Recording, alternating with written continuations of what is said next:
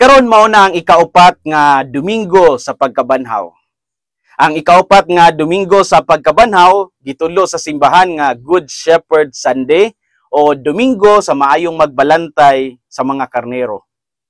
Tungod niini ang Santo Papa nagdeklarar nga karon adlaw sa bukasyon sa pagkapari kon pagka magbalantay. Kasagaran aduna siya mensahe mahitungod niini o giawhag ang tanan sa pagampo alang sa ilang mga magbalantay, mga kaobispuhan, kaparian, o gapil na niini ang mga alagad sa simbahan. Nining Domingo sa maayong magbalantay, mao na ni ang culmination sa atong mini recollection nga nagsugod atong Lunes hangtod Sabado nga ni pamalandong ta sa Juan Kapitulo 6 nga nagtudlo nga si Jesus mao ang pan sa kinabuhi. Sulod sa usa ka semana, atong gipamalandungan ang tinuod nga kahulugan sa pagkaon sa iyang lawas o pag-inom sa iyang dugo. Dili lang isip ritual, kundi pagpuyo uban og diha kaniya. Karong adlaw atong himugatan ang usa ka hulagway sa atong relasyon kang Kristo, ang maayong magbalantay nga nakaila sa iyang mga karnero, ug ang iyang mga karnero makaila usab kaniya.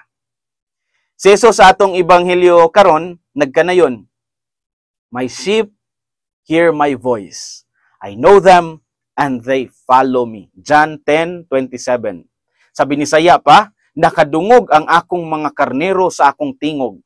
Ako nakaila kanila ug sila nagasunod kanako." Kini nga bersikulo nagpahinumdom nga ang pagtuo dili lang usa ka mga pungpong sa mga doktrina, kundi usa ka personal nga relasyon. Usa ka relasyon nga naay pagpamati, pag-ila og pagsunod. Karon dirita sa atong duha ka punto. Una nga punto, pagpamati sa tingog sa magbalantay. Ang tingog ni Kristo dili kanunay kusog o klaro. Usahay kini hilom sama sa tingog sa konsensya, sa pulong sa usa ka inahan, usa pahiyom sa usa ka masakiton nga kaliwat nga atong nabisita. Sa pamilya, ang pagpamati usa ka buhat sa gugma. Ang ginikanan nga maminaw sa luha sa ilang mga anak, ang bana nga maminaw sa kahadlok sa iyang asawa, ang anak nga maminaw sa kabalaka sa ginikanan. Sama niini kita gitawag sa pagpamati sa Ginoo. Kasagaran kung magampo ta, puno ta sa mga hangyo. Hangyo para sa pamilya, hangyo para sa atong personal peace, hangyo para sa atong mga tinguha, hangyo para sa atong mga problema. Mao ni ang gitawag nato nga active nga bahin sa pagampo. Kita ang nagsulti, kita ang nagaampo. Ug dili ni sayop. Ang Ginoo mismo nagawhag pangayo ug kamo paghatagan. Matthew 7:7, "Ask and you shall receive." Apan usahay ang tinuod nga pagampo mahitabo diha sa hilom. Sa paghilom sa atong mga baba ug pag-abli sa atong mga dughan aron maminaw ta sa iyang tinago nga tingog. Dili permi kusog o sa mga milagro mutingog ang Ginoo. Usahay mutingog siya diha sa kahilom sa atong kasing-kasing ug luyo sa tanang kasaba sa kalibutan. Ang pagpamati sa pagampo usa ka buhat sa pagtugyan ug pagsalig. Sama sa usa ka anak nga musandig sa dughan sa iyang inahan. Walay pulong, walay baba nga mobuka, apan masaligon nga siya masabtan. Mao ni ang klase sa pagampo nga nagpahiusa sa atong kabubuton sa kabubuton sa Dios. Sa wala pa siya mamatay, naandam na ni Pope Francis ang iyang mensahe para sa 62nd World Day of Prayer for Vocations karong tuiga. Sigon pa niya, "Dear friends, the world pushes you to make hasty decisions and bombards you with a constant blare that prevents you from experiencing a silence that is open to God who speaks to the heart. Have the courage to pause, to listen to what your heart tells you, and to ask God about His dreams for you." Sa Binisaya, minahal nga mga higala, ang kalibutan kanunay mutulak nato sa paghimo sa dinaliang mga desisyon ug gibombahan kita sa daghang tingog nga nagpugong nato sa pagsinati sa kahilom nga abri ngadto sa Dios nga nagsulti sa kasing-kasing. Pagbaton mo og kaisog sa paghunong kadyot, sa pagpaminaw sa unsay gisulti sa imong kasing-kasing, ug sa pagpangutana sa Dios mahitungod sa iyang mga damgo alang kanimo. Sa pagampo di ay atong gibutang ang atong kaugalingon sa atubangan sa Dios aron ang iyang pulong mudan-ag sa dalan sa atong kinabuhi. Kung kita lang ang magsigig sulti, walay luna nga makasulti ang Ginoo balik. Maunang ang pagampo dili lang one way, kundi two-way communication. Dili lang kita ang kinahanglang paminawon, kundi kita usab ang maminaw.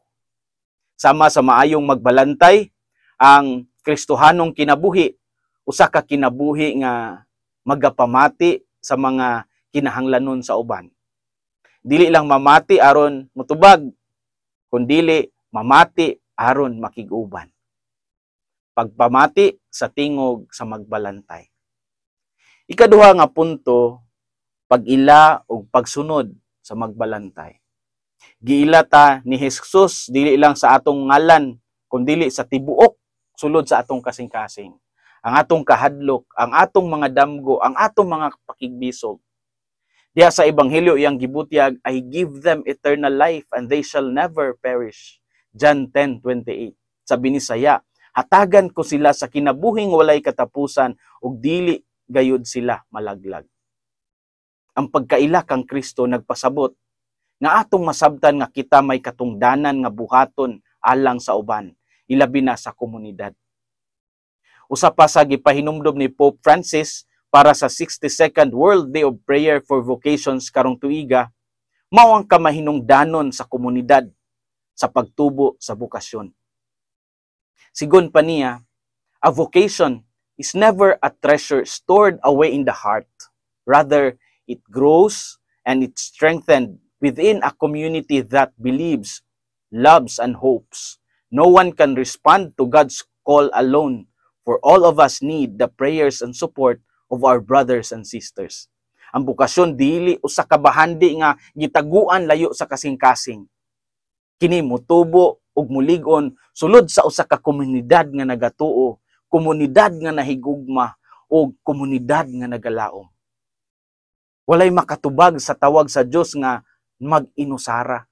Kay kitang tanan nagkinahanglan sa mga pag-ampo ug suporta sa atong igsuon. Pagkaila ug pagsunod sa magbalantay.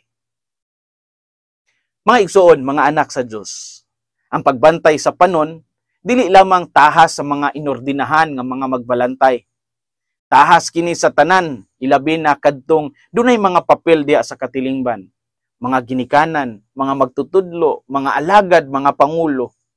Ang Ginoo nagtanyag sa iyang kaugalingon isip, tamdanan o modelo sa mga magbalantay.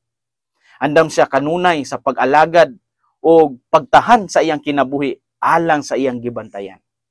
Nag-alagad siya sa kamatuuran. Mauusab unta kini ang ato nga sundon. Hinaot nga ang kasing-kasing ni Kristo maghari sa atong mga kasing-kasing. Kini si Father Felmar Castrodes, PLSVD, ang inyong magsisibya sa maayong balita. Hinumdumi ang kinabuhing Kristiyano, kinabuhi sa pagserbisyo.